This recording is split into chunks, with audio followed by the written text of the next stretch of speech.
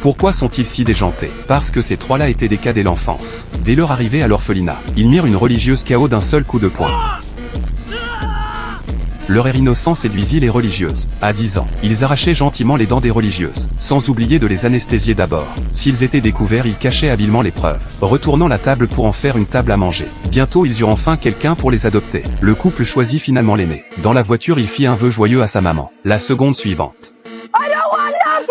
C'est ainsi que dans cette enfance joyeuse, leurs comportements étranges ne cessaient de dépasser l'entendement humain. À ce moment, le cadet voulait monter sur le toit, mais ne pouvait pas grimper avec sa tronçonneuse. Alors il eut une idée. Les deux sur le toit voulaient démonter le clocher. Ils savaient même utiliser le principe du levier. Quand la religieuse vint vérifier l'avancement des travaux, elle vit un marteau tomber vers elle. Effrayée, elle se protégea la tête et l'évita. Mais ce n'était que le début du désastre. Soudain, la grosse cloche glissa accidentellement et tomba pile sur la tête de la religieuse. Voyant qu'il y avait un blessé grave, les trois voulurent descendre pour aider. Mais l'échelle était déjà cassée. Les deux tombèrent directement sur la religieuse, lui infligeant un autre coup critique. Comment le cadet pouvait-il rater cette occasion? Voyant le cadet sur le point de tomber, les deux autres eurent la présence d'esprit de tirer la religieuse. Malheureusement, elle heurta la bouche d'incendie. Puis le cadet tomba aussitôt, atterrissant lourdement sur la religieuse. Pour la réveiller, le deuxième prit un seau d'eau et l'aspergea. Cette fois, la religieuse était vraiment mal en point. Peu après, les trois montèrent en voiture pour aller manger. En chemin, ils firent tomber l'échelle du prêtre et percutèrent les religieuses en dessous. Les trois frères crurent que le prêtre était un pervers. Alors ils l'attaquèrent furieusement.